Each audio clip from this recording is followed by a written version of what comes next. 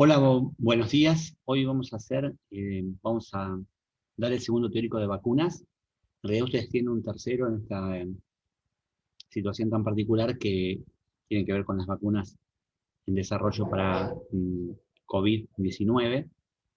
eh, pero ahora vamos a tratar lo que sería el segundo teórico regular.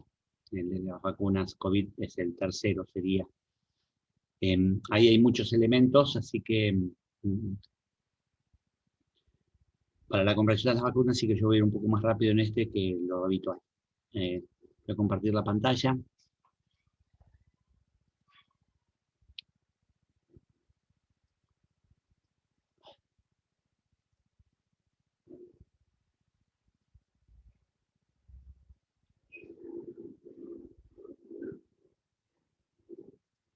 Muy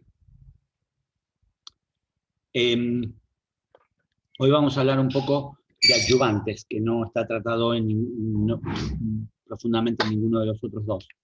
Y de los nuevos desarrollos para vacunas. O sea, un rol muy importante en los nuevos desarrollos de vacunas lo juegan los adyuvantes.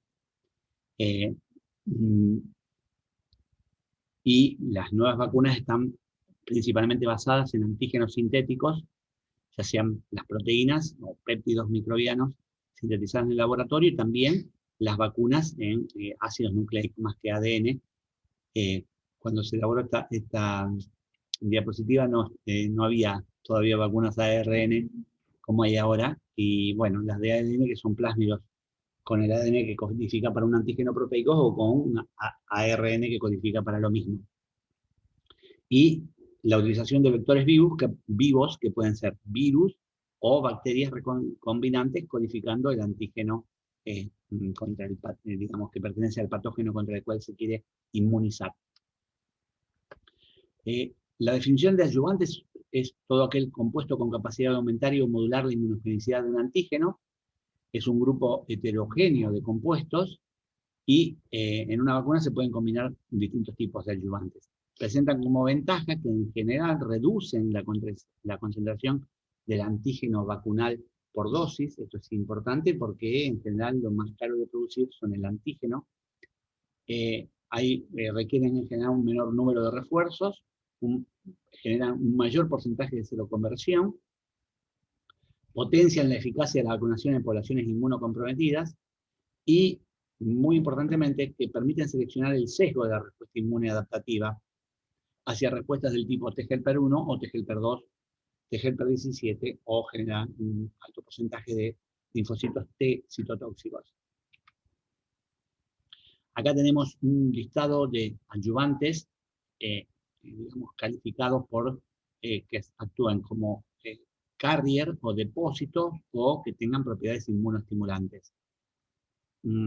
Tenemos las liposomas neutrales, digamos, en contraposición a aquellos que están cargados con cargas negativas o positivas, la utilización de microesferas, la utilización de sales minerales como el aluminio, hidróxido de aluminio, fosfato de aluminio, que son sustancias que generan una respuesta principalmente dirigida a T-helper2, los liposomas catiónicos que permiten poner aquí adentro moléculas que son con carga negativa, como por ejemplo los ácidos nucleicos, la utilización de ISCOMs, que son, digamos, adyuvantes complejos y que inclinan la respuesta hacia T-helper1, la utilización de emulsiones, en que hay dos tipos, o sea, que son agua por water in oil, en aceite, o oil in water, que son los dos distintos tipos de emulsiones, que una orienta hacia T-helper1 y otra hacia T-helper2.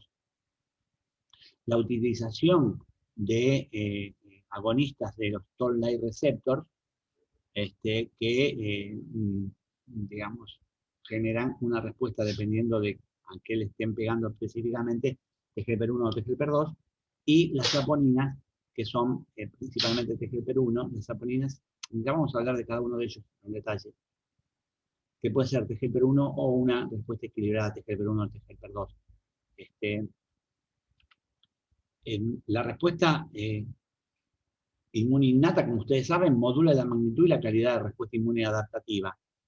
Y los adyuvantes actúan en algunos de los siguientes pasos. O sea, algunos de ellos activan a la célula presentadora de antígeno, que está representada acá, los ayudantes de tipo A, o le pegan a por ejemplo, a un toll-like receptor o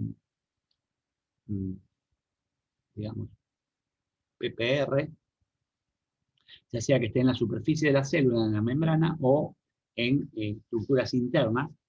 Estos son los ayudantes de tipo A, en la señal 0.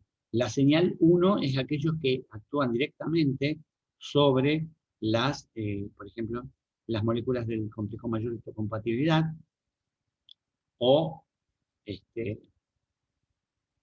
finalmente los que actúan en la señal 2 es aquellos que tienen un rol en las moléculas que, digamos, que dan la segunda señal, como podrían ser el B7, CD28, para generar una respuesta inmune.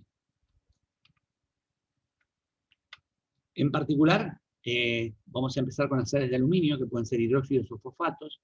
Son los más usados en vacunas humanas. Aproximadamente el 50% de las vacunas que se utilizan tienen como ayudante sales de aluminio, y fueron los únicos aprobados en Estados Unidos hasta hace muy poco.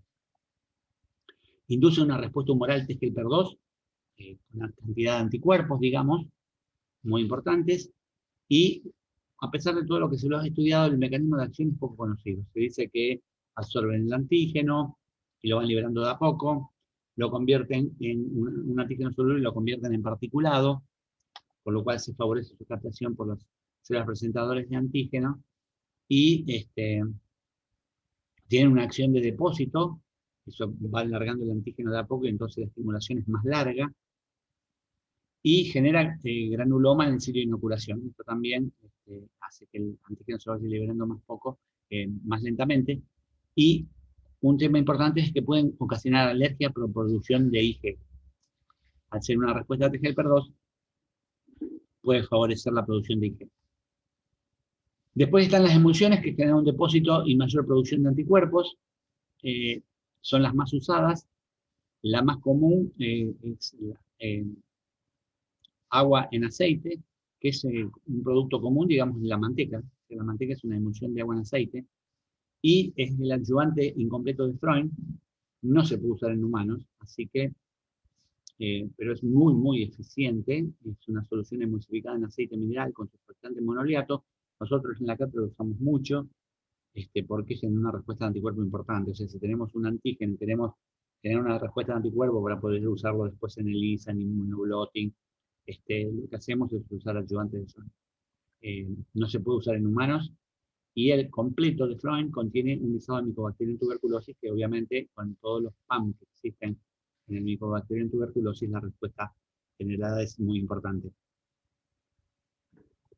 Después tenemos aquellos que son de aceite en agua, que para la vida común, digamos, es la leche y la crema, es una emulsión de aceite en agua, y el ayudante que se utiliza es el MF59, que es un aceite de escualeno, mezclado con Twin 80 y Spam 85 como surfactantes. O sea, estos son dos detergentes, y es el componente de la vacuna de influenza en Europa, y de la gripe sería, y después también se lo admitió ahora en Estados Unidos como ayudante.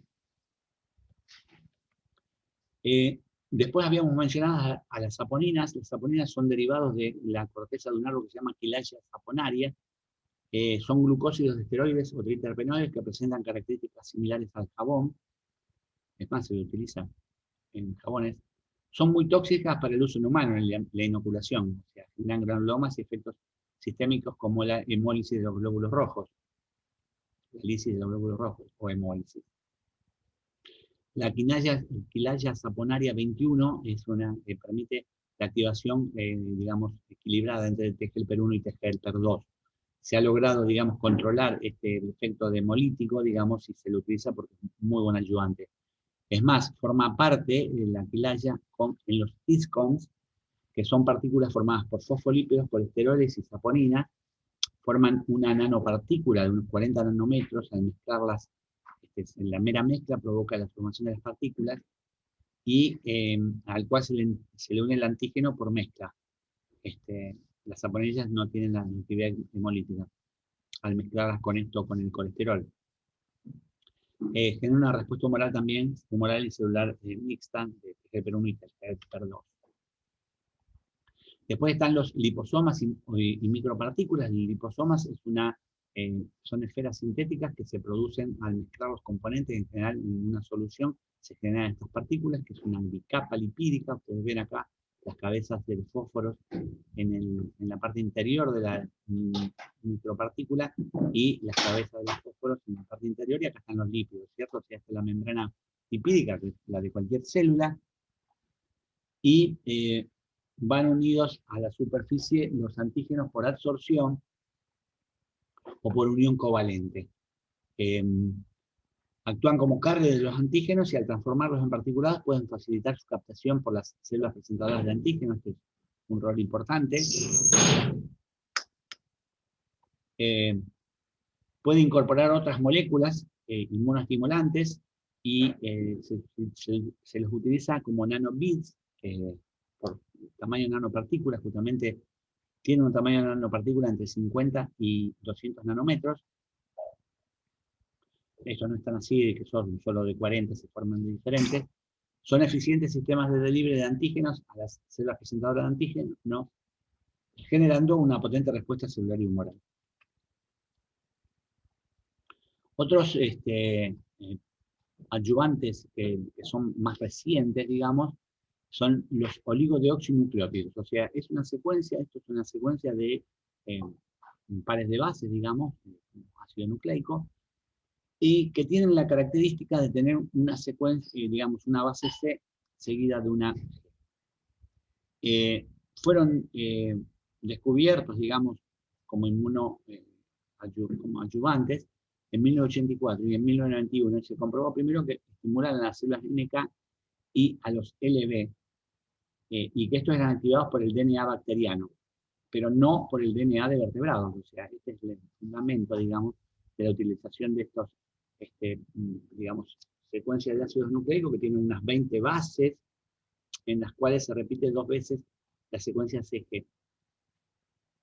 O sea, esto se estudió y se comprobó que las bacterias, digamos, en contraposición con los vertebrados, tienen una secuencia C, esto es la P por fósforo, C, fósforo G, como están unidas las bases en un ácido nucleico, y tienen esta secuencia 1 cada 16.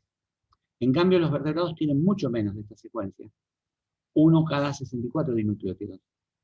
Generalmente están no metilados en las bacterias y están metilados en los vertebrados, y cuando uno los flanquea por secuencias inmunoestimulatorias, que en el ratón sería anteponer una adenina a la citosina guanina, y en los humanos poner una timidina a la citosina guanina, hace que sean muy inmunoestimulantes.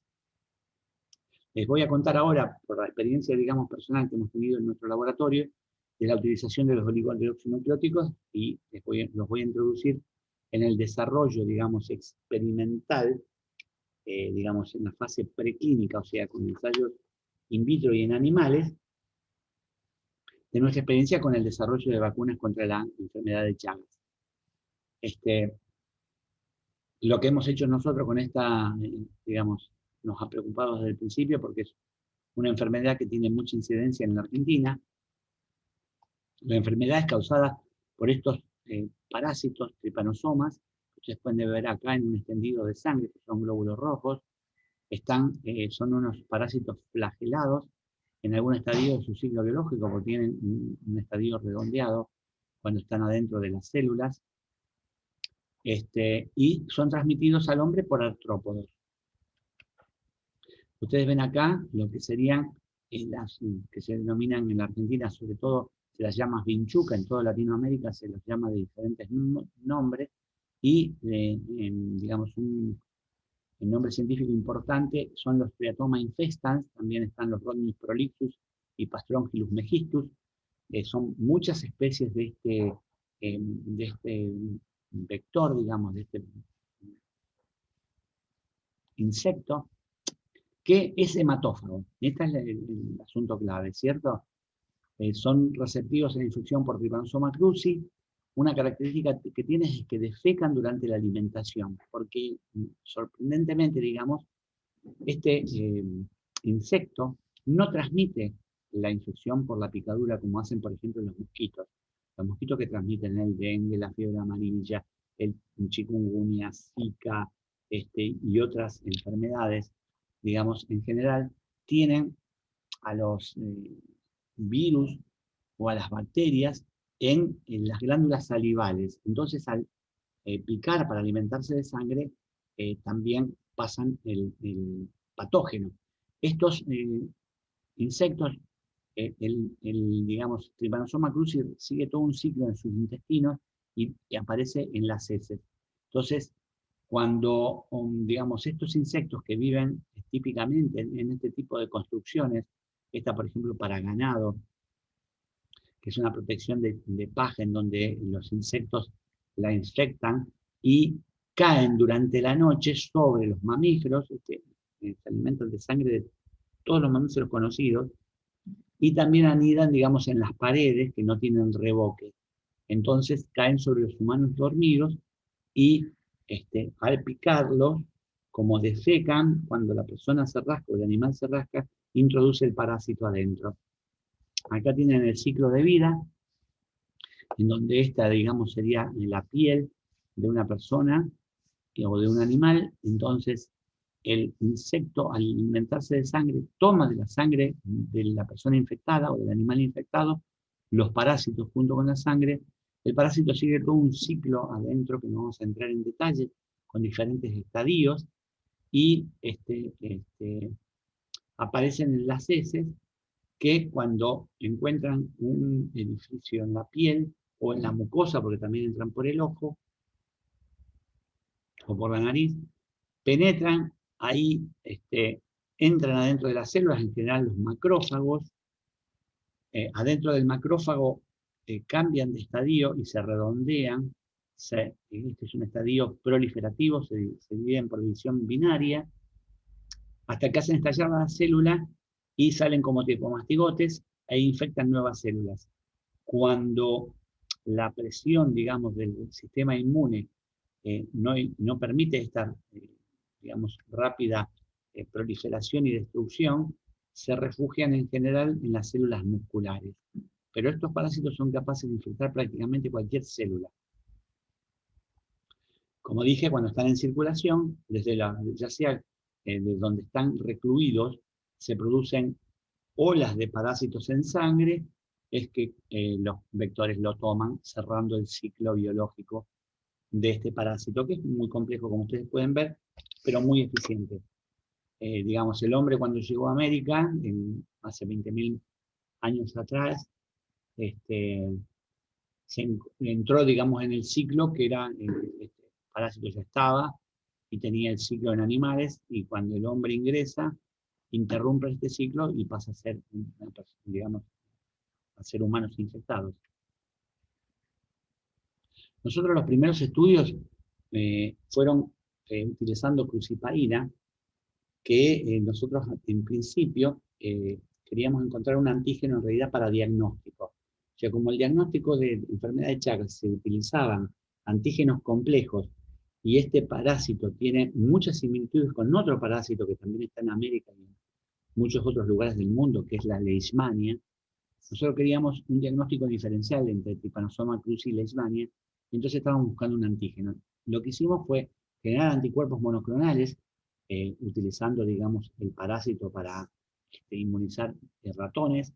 De ahí obtuvimos anticuerpos monoclonales por las técnicas que ustedes conocen por haber estudiado inmunología. Con el anticuerpo monoclonal lo inmovilizamos en una columna y pasamos un antígeno complejo de Tel cruzi y salió un antígeno. Ese antígeno terminó siendo la crucipaína. Después de muchos estudios descubrimos que era. La crucipaína la estudiaba otro investigador en Argentina, que es el doctor Casulo, en el Instituto Leluar, digamos, porque es una cisteína proteasa, es una enzima muy importante que estudia enzimas, y la estructura de la crucipaína se conoce, tiene un péptido señal, un prodominio que se corta, y después tiene dos regiones. La región aminoterminal, en donde está la actividad enzimática, que es una actividad como la papaína, o sea, es capaz de cortar los anticuerpos la región FC de los anticuerpos, y una reacción carboxy terminal que no se conoce cuál es la función. La crucipaína madura tiene 345 residuos, o sea, es un antígeno pequeño, de tamaño de unos 30.000 a 60.000 kilodalton con los hidratos de carbono. Cuando encontramos que este antígeno era tan abundante, que era muy inmunogénico, o sea, todos los sueros de los humanos que analizamos tenían anticuerpos contra este antígeno, está presente en todos los estadios del parásito, o sea, esto es importante, o sea, no es solo un antígeno de un estadio del parásito, sino que está en todos.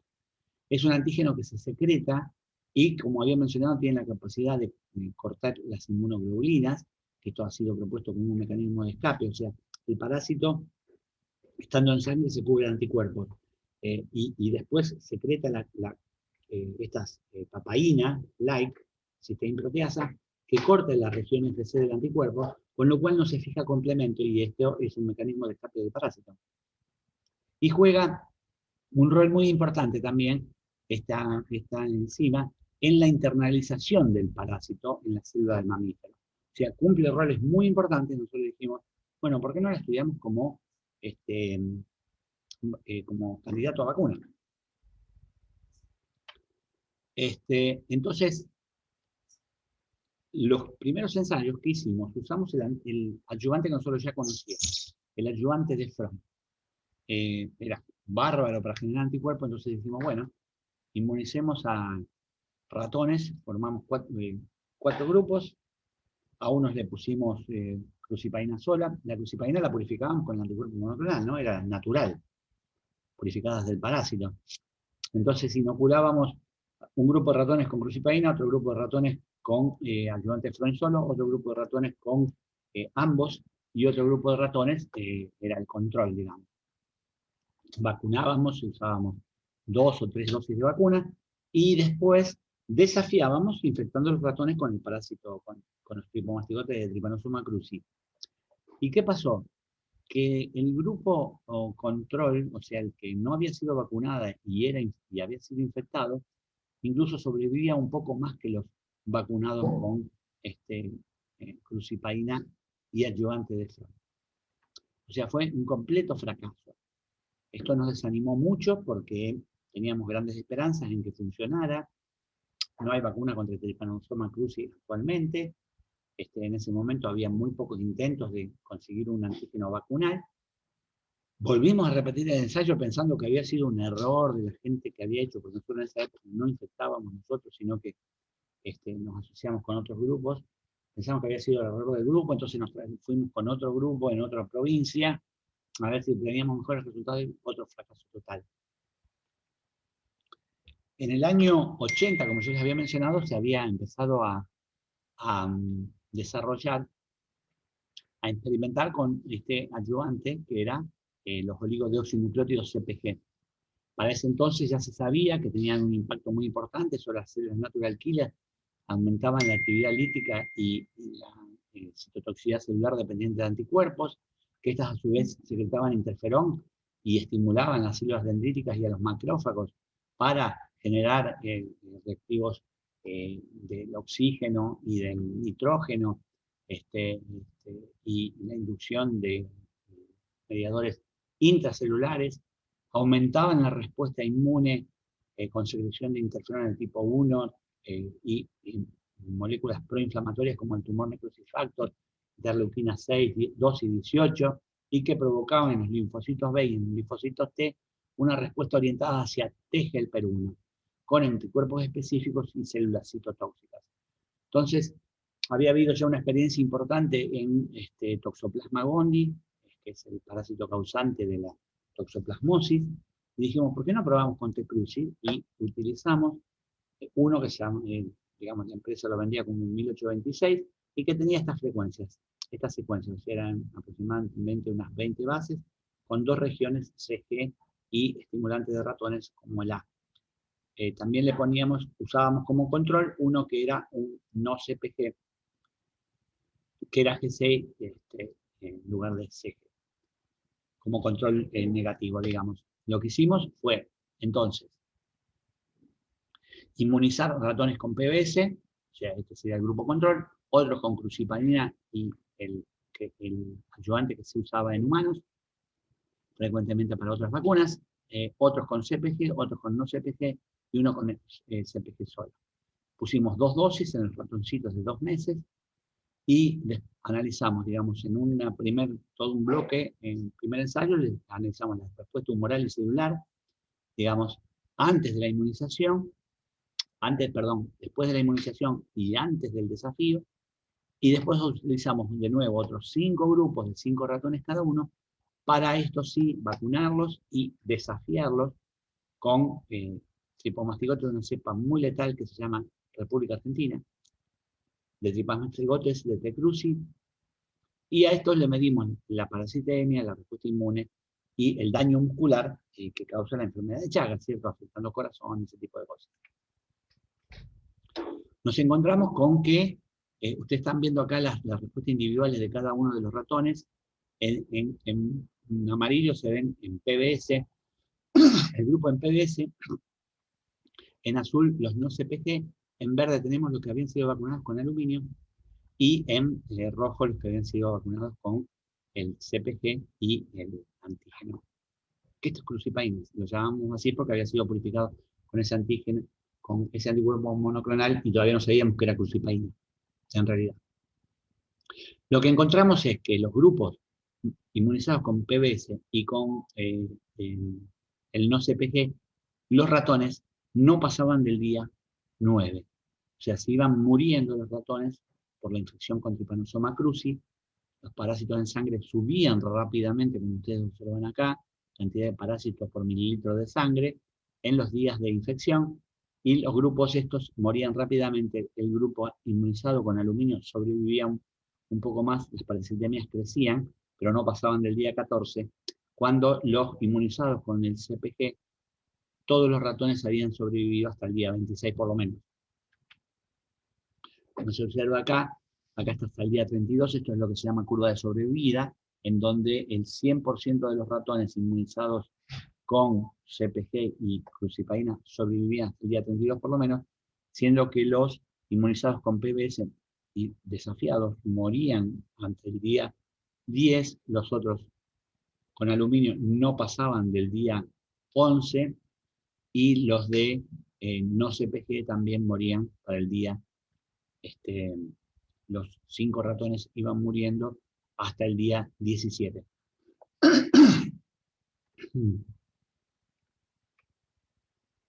De este ensayo sacamos como conclusiones que la respuesta de anticuerpos era mayormente IgG2A, lo que en ratones significa que la respuesta está orientada hacia TGLPR1, este es el marcador de respuesta inmune TGLPR1, cuando la crucipaína se administraba con los ODN-CPG, y era IgG1 con los hidróxido de aluminio. Sugiriendo, digamos, que los CPG orientan a TGLPR1, como ya había sido descubierto en otras infecciones. La respuesta yo no presenté los resultados de esto porque se hace muy largo el teórico, pero teníamos altos niveles de interleuquina 2, inmunizando con CPG, y una respuesta celular de proliferación muy importante, con altos niveles de interleuquina 2. Entonces, con esto concluimos que una respuesta orientada hacia TGLPR1 era muy importante para generar una respuesta protectiva contra Trypanosoma cruzi. Como en la utilización digamos, era muy engorroso purificar el antígeno, la crucipaína naturalmente usando el anticuerpo monoclonal, era tremendamente engorroso, y empezamos a manejar técnicas de biología molecular. Lo que hicimos fue clonar, digamos, el gen de crucipaína en un plásmido PET de secreción, digamos, de expresión de la crucipaína en bacterias, y la generamos la crucipaína recombinante, digamos. Este procedimiento anduvo muy bien, se generó una cantidad de antígenos importante, y podíamos utilizarlo, digamos, más libremente que un antígeno natural.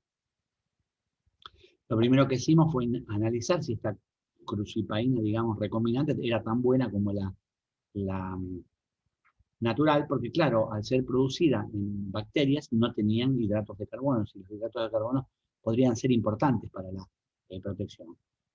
Aprovechamos para analizar un antígeno, un adyuvante que se llama MALP, que es Macrophage Activating Lipopeptide, que es obtenido por Mycoplasma fermentan. Es un adyuvante natural, digamos, y muy importante porque genera una respuesta inmune en mucosas, que es por donde uno de los sitios de ingreso de Trypanosoma cruzi. Entonces nos interesaba generar una respuesta en mucosa importante. Los ensayos anduvo muy bien, no me voy a detener en esto. Y si bien digamos, la sobrevida de los ratones inmunizados con el grupo experimental, digamos, los controles murieron más rápidamente y esto no sobrevivieron todos los ratones, pero la respuesta fue suficientemente buena. El utilizar como desafío para mastigotes de la cepa RA es complicado porque no siempre, los parásitos no se comportan siempre igual. Los parásitos, para hacer el desafío, se sacan de ratón. Los ratones a veces lo atenúan a ese parásito y entonces lo que obtenemos son menos letales y otras veces mucho más letales. Entonces no se sabe nunca con la cantidad exacta con la cual infectar. A veces usamos 500 tripomastigotes y se mueren todos los controles, y a veces usamos 3000 tripomastigotes y no se mueren todos los controles. Con lo cual el ensayo, digamos, se complica. Porque el control debería morirse todos los ratones controles, ¿sí? A veces no ocurre.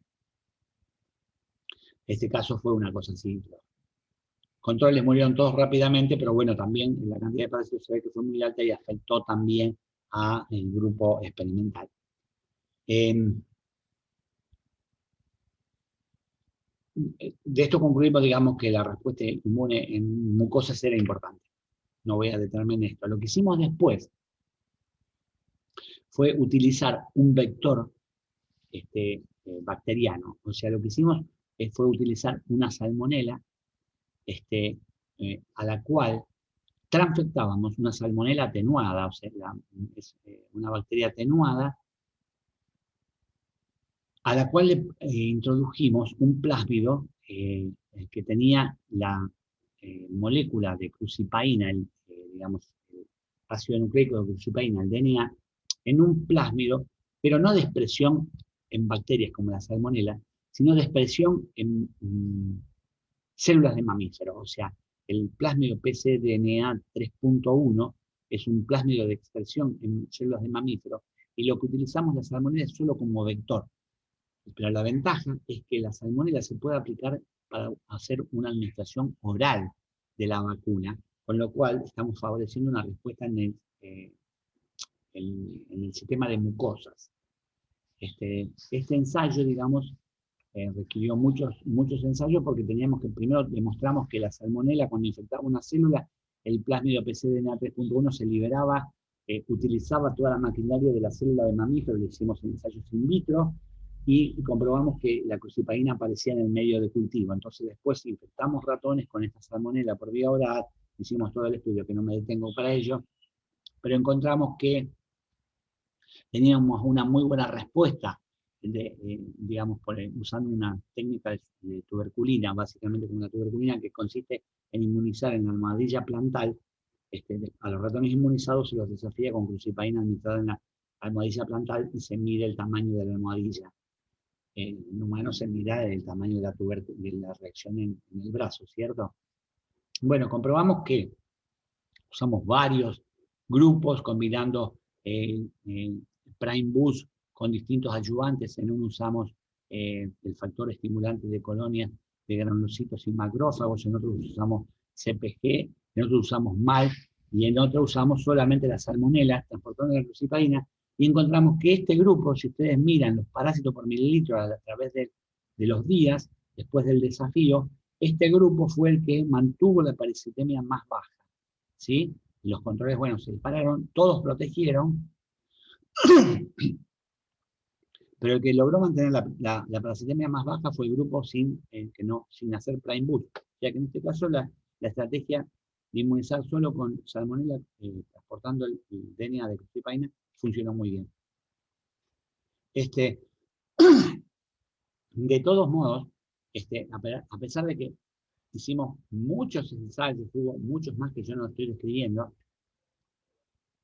y comprobamos que a pesar de que todos los sistemas de vacunación que analizamos daban una protección, pero que solo era parcial, porque no lograban una inmunidad esterilizante.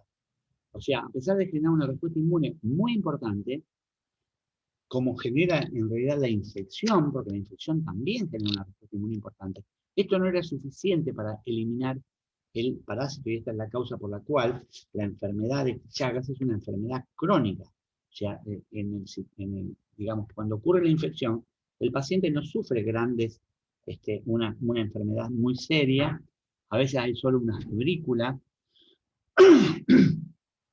disculpen, pero no hay una enfermedad aguda. Ahora, la enfermedad crónica, digamos, provoca alteraciones cardíacas que ocurren a lo mejor 20 o 30 años después. O sea que la infección permanece y las vacunas no lograban provocar una infección esterilizante. Pero esto nos hizo concluir que un mayor entendimiento, digamos, de lo que serían los mecanismos de escape del parásito y de la reacción inmune era necesario para desarrollar vacunas más eficientes. Lo que hicimos después fue analizar a nuestra molécula de crucipaina, que como dijimos tenía dos dominios, y ya se había descrito que la mayoría de los anticuerpos eran dirigidos contra este sector. En la infección natural e incluso cuando se utilizaba crucipaina como inmunógeno, la mayoría de los anticuerpos eran dirigidos contra esta porción, más que contra la porción que era la enzimática. O sea, era como la molécula había logrado disimular a la respuesta inmune esta región que la necesita para cortar las regiones FC de los anticuerpos y para penetrar en las células de mamíferos. Entonces nosotros dijimos, ¿no será una mejor vacuna si nosotros en lugar de usar toda la molécula usamos solo la parte que el parásito se encarga de ocultar al sistema inmune? Entonces clonamos las dos porciones de la molécula, como ustedes ven acá. Esta es toda la crucipaína, la clonación de toda la crucipaína expresada en bacterias. Esta es la región N-terminal y esta es la región C-terminal. Y utilizamos estas tres moléculas en ensayos de vacunación usando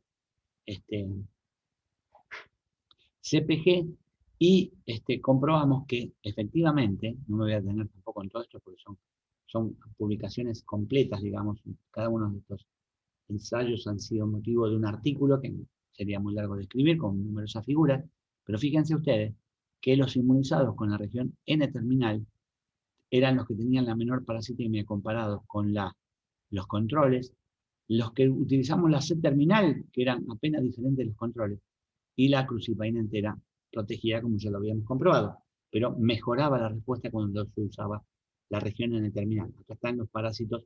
Esto es lo que se hace es medir el área bajo la curva, o sea, en lugar de medir cada día en particular, que es lo que se mira, se analiza cuál es el área bajo la curva de cada una, y entonces hay una diferencia significativa entre el N-terminal y el C-terminal, y aunque los dos se diferencian, este se diferencia del control con PBS, en cambio el C-terminal no se diferencia del control con PBS. Entonces, claramente utilizar una parte de la molécula era superior a utilizar toda la molécula que distrae al sistema inmune. Estas son las conclusiones.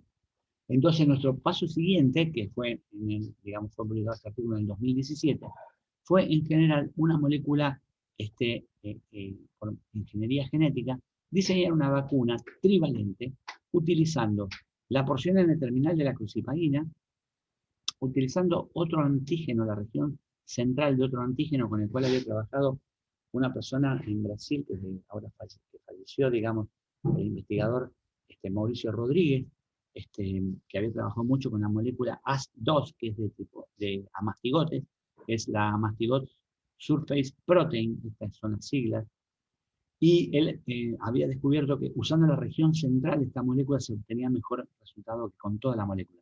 Entonces nosotros dijimos, bueno, usemos la crucipaína, que es una molécula pequeña que se pliega bien, pongámosle un linker, que era era de transialidasa, otra molécula de T-cruci, una alfa hélice larga de unos 20 residuos, para permitir que se plieguen cada uno de los dominios por separado.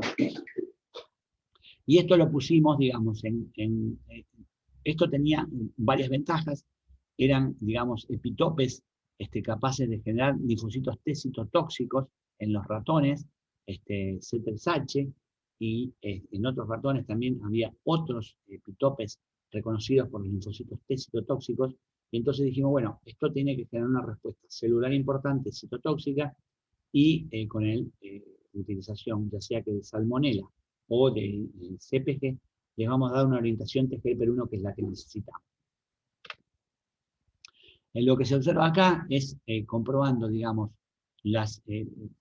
utilizamos otro ayudante, también lo hicimos con CPG, pero utilizamos otro ayudante que se llama CDMP, que yo no lo describí, que también genera una respuesta TGLP1, pero también genera una respuesta TGLP17, que comprobamos que era aún más beneficioso que usar solo la TGLP1.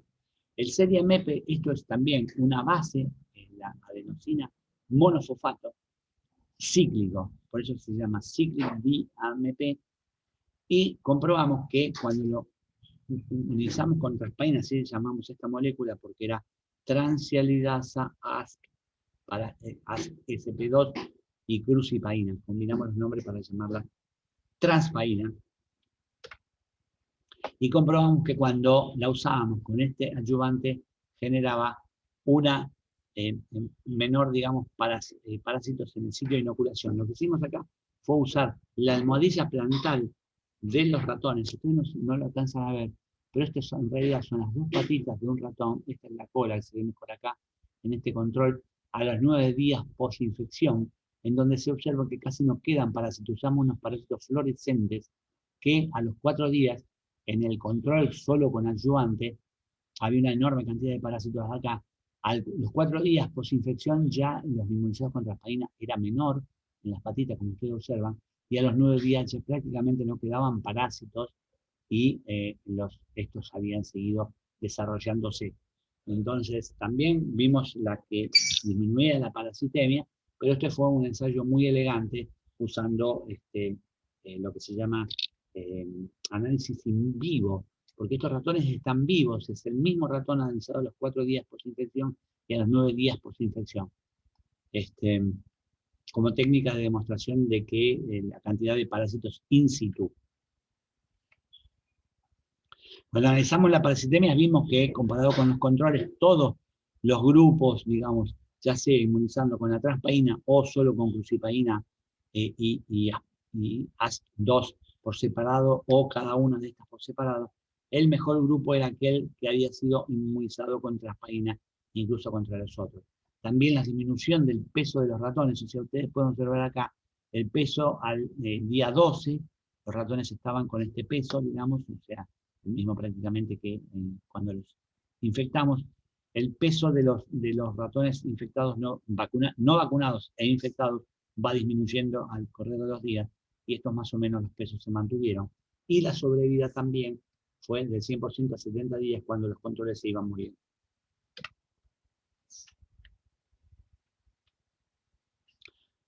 Una alerta que me gusta mencionar, porque ustedes posiblemente trabajen en este tipo de cosas. Nosotros siempre estuvimos tratando, a partir del momento que supimos del fracaso de la utilización del ayudante de Freund, porque generaron una respuesta TGLP2 y el intento por generar respuestas de tipo TGLP1 en la inmunización, nos encontramos con que cuando analizábamos, por ejemplo, los ratones inmunizados con crucipaína, ¿sí?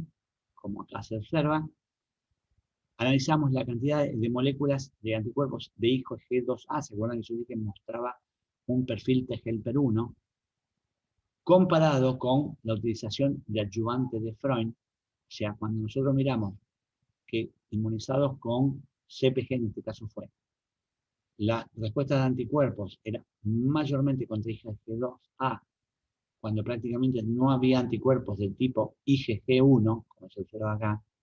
En cambio, cuando inmunizamos con adyuvante de Freund, se generaban anticuerpos de los dos tipos, ¿sí?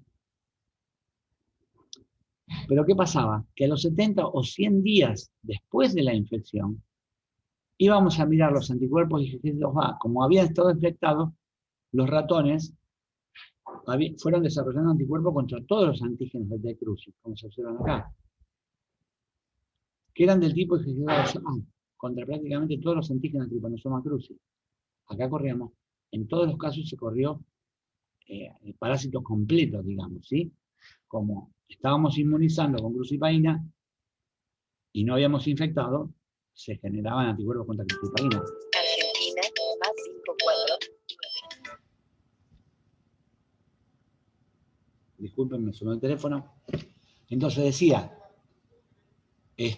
cuando infectábamos, a los 70 días o 100 días después de infección, como habíamos infectado, se generaban anticuerpos contra todo el parásito.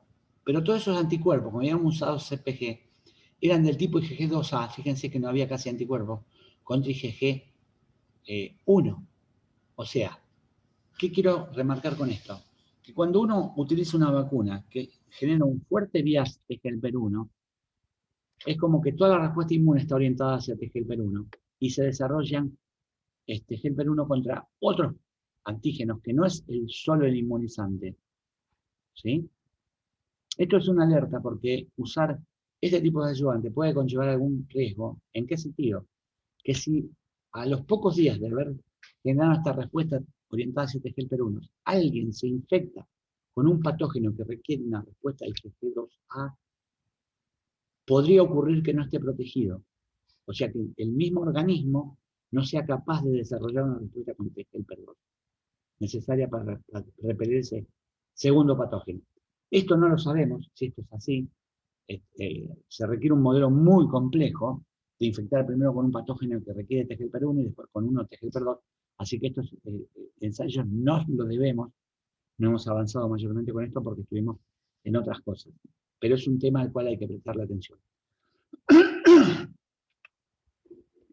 Me gusta terminar esta clase con una frase del doctor Ramón Carrillo, que fue el primer ministro de Salud de la Argentina. ¿Sí?